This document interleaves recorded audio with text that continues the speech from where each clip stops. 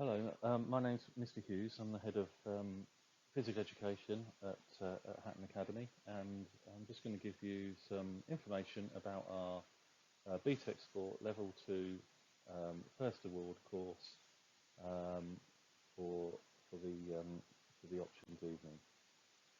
In terms of content, we have to cover over 3 years 4 units.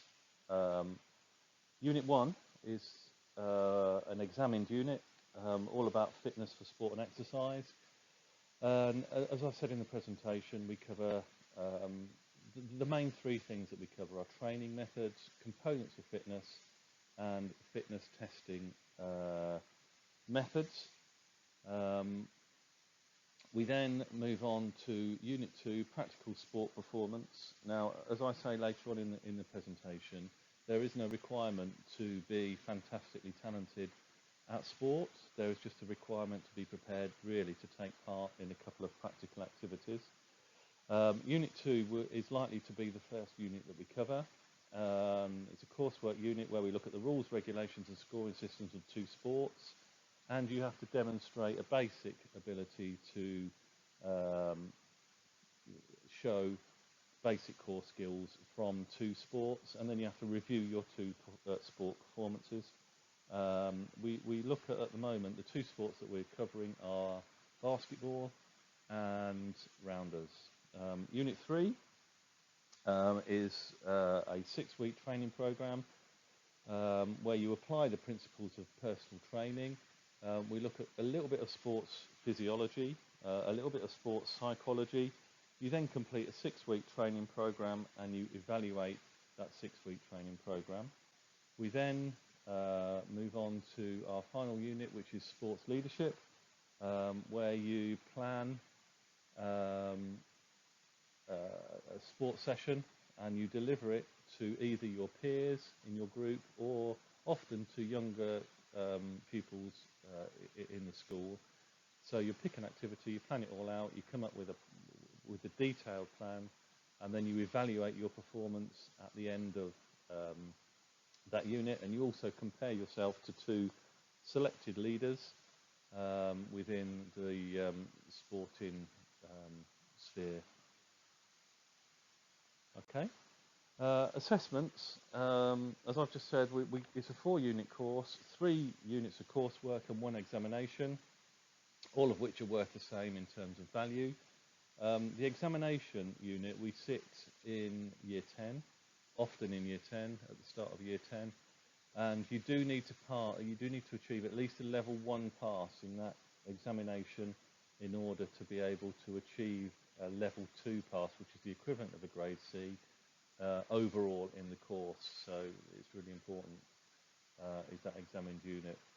The exam is marked out of 60, and it's an hour and a half long, and it's on demand, which means that we can choose when we sit the exam. We often sit it around about the March of year 10, and there is an opportunity to resit should you need to, but often we don't take up that opportunity because we do really quite well in the exam itself.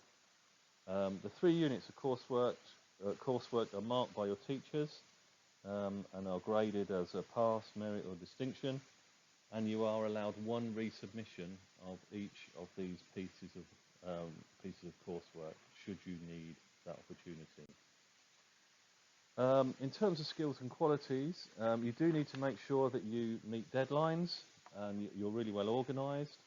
The examine unit does obviously require you to revise in your own time.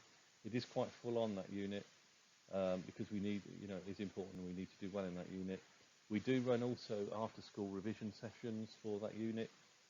So you do need you need to be prepared to attend those sessions and make sure that you are, that you're really keen to work outside of lesson time to get a really good mark in that in that examination unit.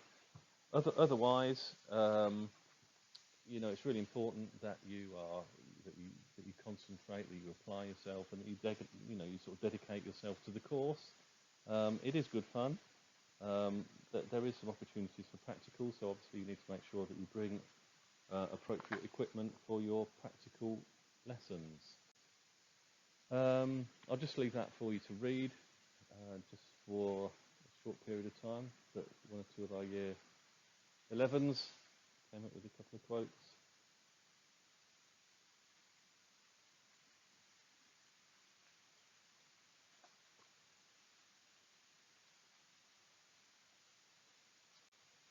Okay, in terms of careers, the course obviously allows you to access all level 3 courses, whether that be within the school or within further education. And by level 3 courses, I mean BTEC level 3 courses and also A-level physical education. And obviously it does give a good preparation for courses in coaching or sport, or being, sport teaching or physiotherapy, and within the media and research, or even in terms of personal training. And there's some really good links to that in carrying out an exercise program in the Unit 3 that I've just mentioned. A couple of frequently asked questions. Now, as I mentioned at the start of the presentation, there's absolutely no requirement at all to be a high-level performer to succeed on this course. You just need to be prepared to take part, make sure you bring your kit, and and enjoy the course. A really common question is, how much practical am I going to do? Well, the vast majority of lessons will be theory-based in a classroom. So please, I'm not saying don't choose the subject, but I am asking you please to choose it with an awareness that you won't be taking part in loads and loads of practical lessons, and you're not judged on how good you are at a particular sport. So you do need to be prepared to sit in the classroom and work in the majority of those lessons. You will also need to be prepared to deliver short coaching sessions to your peers and also your younger students. If you're not too confident in that field, that's fine. It's part of the course that will develop your confidence in terms of delivery. And so that's frequently asked questions. And the last thing, as I said at the start, my name is Mr. Hughes. I'm the head of PE at Hatton, and my email is there should you need to get in touch. Many thanks for taking the time to listen.